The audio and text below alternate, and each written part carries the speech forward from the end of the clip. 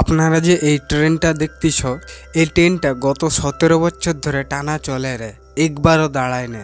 এই ট্রেনটা যদি একবারও দাঁড়ায়, এই ট্রেনের মধ্যে যতজন যাত্রী আছে তারা সবাই মারা যাবে ঠান্ডায় বরফে জমে। আর এই পৃথিবীর মধ্যে এই ট্রেনের মধ্যে যত লোকই আছে তারাই বেঁচে আছে, বাকি সবাই মারা গেছে। এখন পুরো পৃথিবী বরফে জমে গেছে। পাহাড়, মরুভূমি, সমুদ্র, গাছপালা সব কিছু বরফে জমে গেছে। আজ থেকে 17 বছর আগে মানুষ একটা এক্সপেরিমেন্ট করে। পৃথিবীতে গ্লোবাল ওয়ার্মিং অনেক বেড়ে গিয়েছিল, তো মানুষ গ্লোবাল ওয়ার্মিংকে কমানোর জন্য একটা এক্সপেরিমেন্ট করে। CW7 নামের একটা কেমিক্যাল ছড়ায় আকাশের মধ্যে। তো তারা অনুমান করেছিল যে এই কেমিক্যালের কারণে পৃথিবীর টেম্পারেচার অনেকটাই কমে যাবে, কিন্তু তাদের ঠিক উল্টা হয়। তারা যতটা অনুমান করেছিল তার থেকে বেশি পৃথিবীর টেম্পারেচার কমে যায়, তো পুরো পৃথিবী বরফের চাদরে ঢেকে যায়। তো সেই সময় যত লোক এই ট্রেনের মধ্যে উঠে গিয়েছিল তারাই বেঁচে আছে, আর বাকি যত লোক পৃথিবীর মধ্যে ছিল তারা সবাই বরফে জমে মারা গেছে। এই ট্রেনটা বানিয়েছে উলফর্ড নামের একজন ব্যক্তি। তার ছোটবেলার স্বপ্ন ছিল সে এমন একটা ট্রেন বানাবে যে ট্রেনটা পুরো পৃথিবীর মধ্যে ঘুরে বেড়াবে। এই ট্রেনের মধ্যে দু ধরনের মানুষ আছে। ট্রেনের সামনের দিকে থাকে ধনী মানুষ, ট্রেনের পিছনের দিকে থাকে গরিব মানুষ। এই ট্রেনের মধ্যে ধনী লোকেদের জন্য সব রকমের সুযোগ সুবিধা আছে। তাদের জন্য মাসাজ পার্লার, পার্টি করার জিনিস এবং তারা যা খেতে চায় সব রকমের সব কিছু আছে। কিন্তু গরিব লোকেদের জন্য এসব সুযোগ সুবিধা নেই। গরিব লোকেদের সারাদিনে একটা করে প্রোটিন বক্স খেতে দেওয়া হতো। তারা এটাই খেয়ে 24 ঘন্টা মানে সারাদিন বেঁচে থাকতো। আর গরিব লোকেদের এখানে অনেক নিয়মকানুন মেনে চলতে হয়। তারা যদি তাদের নির্দিষ্ট সীমার বাইরে যায় তাহলে তাদেরকে শাস্তি দেওয়া হতো। কোনো ব্যক্তি যদি সেখানে থাকা পুলিশদের সঙ্গে খারাপ ব্যবহার করে বা তারা যদি তাদের নির্দিষ্ট সীমা পারায় তাহলে তাদেরকে শাস্তি দেওয়া হতো যে তার হাত ট্রেন থেকে বাইরে বের করে দিত। হাত যখন জমে গেত সেটাকে বের করিয়ে তার উপরে হাতুড়ি মেরে হাতটাকে ভেঙে দেওয়া হতো। এইরকমই ভাবে এইখানে গরিবদের উপরে নির্যাতন করা হতো। এরপর দেখতে পাই কার্টিসকে। সে পিছনে থাকা সব গরিব লোকেদের নিয়ে বিদ্রোহ শুরু করে দেয়। তারা সবাই বলতে চায় যে ধনী লোকেদের যেই রকমই সুযোগ সুবিধা দেওয়া হয় সেই রকমই সুযোগ সুবিধা যেন এদেরকেও দেওয়া হয়। তো এরা কি করে, প্রথমে পিছন থেকে 4টা বগি পর্যন্ত যত গার্ড ছিল তাদেরকে মেরে আগে চলে যায়। তো এরপরে তারা আর গেট খুলতে পারেনি। তো গেট খোলার জন্য তারা দুজনের সাহায্য নেয়। একজনের নাম নামগুং, আরেকজনের নাম ইয়োনা। ইয়োনা ছিল নামগুংয়ের মেয়ে। এরা ট্রেনের যত আগের বগিতে যেতে থাকবে এদের জন্য তত মুসিবত আছে। তো এরপর কার্টিস নামগুংকে বলে পরের গেটটা খুলতে। এরা দুজন গেট খোলার জন্য কার্টিসের কাছ থেকে 2টো করে কর্নাল চাইতো। তো কর্নাল হলো নেশা করার একটা জিনিস, যেটা শুঙে এরা নেশা করত। এরা সবাই ভয় পাচ্ছিল যে গেটের উপরে এদেরকে মারার জন্য কোনো সিকিউরিটি গার্ড আছে নাকি। তো এরা গেট খুলে দেখে সেখানে কোনো সিকিউরিটি গার্ড নেই। সেই বগির মধ্যে জানলা ছিল। তো এরা 17 বছর পর পৃথিবীকে দেখে। 17 বছর আগে যেরকমই পৃথিবী বরফে ঢেকেছিল, 17 বছর পর এরা দেখে যে পৃথিবী সেই রকমই বরফে ঢেকে আছে, মানুষের বসবাসের জন্য এখনো উপযুক্ত হয়নি। এরা প্রত্যেকটা বগি খোলার সময় ভয় পাচ্ছিল যে পরের বগিতে এদেরকে মারার জন্য কিছু না কিছু আছে। তো এরপর এরা পরের বগিটা খুলে পরের বগি খুলে দেখতে পায় সেখানে একজন লোক যে প্রোটিন বক্স বানাচ্ছে। এরা এতদিন ধরে যে প্রোটিন বক্স খেয়ে আসতেছিল সেই প্রোটিন বক্স এইখানেই বানানো হতো। তো তারা এতগুলো প্রোটিন বক্স দেখে যে যার কার পেট ভরে খেতে থাকে। কার্টিস আরেক লোক বুঝতে পারে যে কিভাবে প্রোটিন বক্স বানানো হতো। এরা এতদিনে যেইগুলো খেয়ে আসতেছিল সেইগুলো বানানো হতো আরশোলা দিয়ে। কার্টিস সেই লোকটাকে চুপ থাকতে বলে।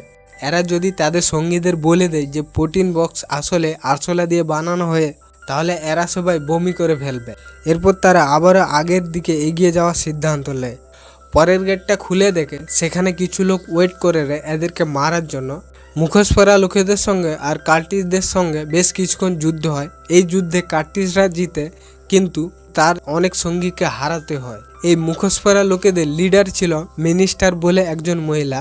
তো যুদ্ধ শেষে কার্টিস তাকে বন্দি বানিয়ে নিয়ে যায়। আগের দিকে কোনো অসুবিধা আইলে এই মহিলাটিকে তারা ঢাল হিসেবে ব্যবহার করবে বলে। তো এরা যেই বগিতে লড়তে ছিল সেই বগিটা আসলে ছিল পানি বানানোর বগি। এই বগির মধ্যে পানি বানানো হতো। তো কার্টিস সেই মহিলাটিকে বন্দি বানিয়ে আগের দিকে নিয়ে যেতে থাকে নিজেদের সুবিধার জন্য। এরা নিজেদের জাহানের বাজি রেখে পিছন থেকে আগে আসে এইসব সুযোগ সুবিধা পাওয়ার জন্য, যেসব সুযোগ সুবিধা ধনী লোকেদের দিবা হয় রে, কিন্তু এদেরকে দিবা হয় না। এদের উপরে সবসময় নজর রাখতো এই ট্রেনের মালিক উলফর্ড। উলফর্ডই এদেরকে মারার জন্য লোক পাঠিয়েছিল।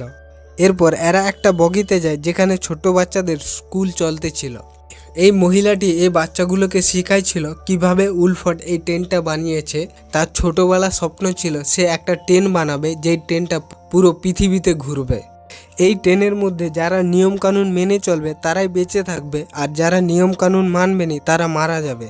তো কিছুক্ষণ পর সেখানে একজন লোক আসে। সেই লোকটার কাছে অনেকগুলো ডিম ছিল, সে সবাইকে একটা করে ডিম দিতেছিল।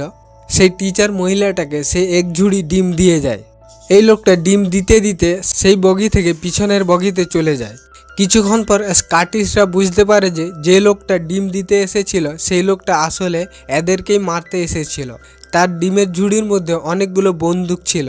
কার্টিসদের যেসব লোক পানির বগিতে ছিল, এই লোকটা বন্দুক বের করে তাদের সবাইকে মেরে দেয়।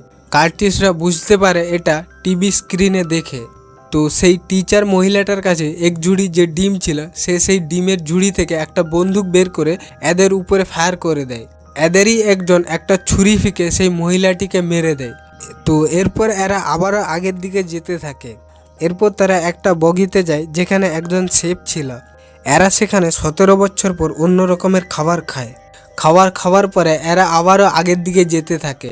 এরা দেখতে পায় যে এই ট্রেনের মধ্যে ধনী লোকেদের সব রকমের সুযোগ সুবিধা আছে। তারা পার্টি করত, সব রকমের নেশা করত, তাদের জন্য সব রকমের খাবার ছিল, তাদের জন্য বিউটি পার্লার ছিল এবং তাদের হেলথ ঠিক করার জন্য ডাক্তারও ছিল সেখানে।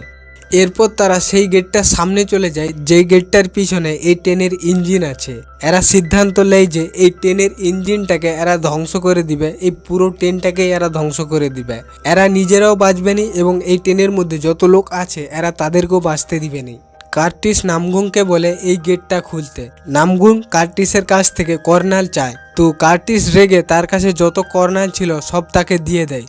তো নামগুং তাকে বলে সে যে প্রত্যেকটা গেট খোলার জন্য তার কাছে 2টো করে কর্নাল চাইছে, সে এই কর্নাল নিয়ে একটা বোম বানাবে। এই বোম বানিয়ে সে এই পুরো ট্রেনটাকে ব্লাস্ট করে দিবে, যার কারণে এখানে যত যাত্রী আছে সবাই মারা যাবে। তো সেই বড় গেটটা থেকে একজন মহিলা বের হয়। এই মহিলাটি নামগুংকে গুলি করে। গুলি লাগার কারণে নামগুং সেখানেই বেহুশ হয়ে যায়, আর সেই মহিলাটি কার্টিসকে ভিতরে নিয়ে যায়।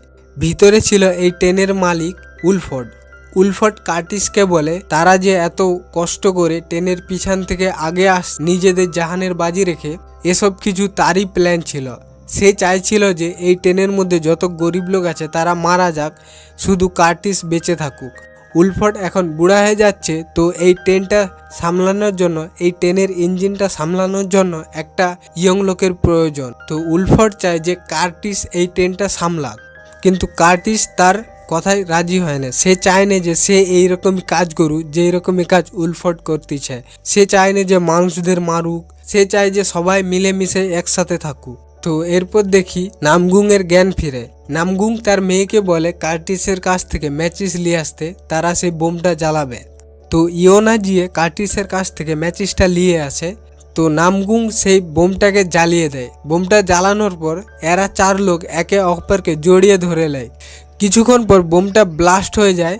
ট্রেনের প্রত্যেকটা বগি তার পাটরি থেকে নিচে পড়ে যেতে থাকে। পাহাড় থেকে এক একটা বগি নিচে পড়তে থাকে। এরকমই করে পুরো ট্রেনটা ধ্বংস হয়ে যায়। কিছুক্ষণ পর দেখি ইয়োনা আর সেই ছোট বাচ্চাটা বেঁচে উঠে। ইয়োনা কার্টিসকে এবং তার বাবাকে ডাকতে থাকে। কার্টিস এবং তার বাবা এই অ্যাক্সিডেন্টে মারা যায়, তারা আর উঠেনি। তো ইয়োনা আর সেই ছোট বাচ্চাটা কোনো রকমভাবে সাহস করে ট্রেনের বাইরে বেরোয়। তারা ভয় পাচ্ছিল যে ঠান্ডায় তারা জমে মারা যাবে।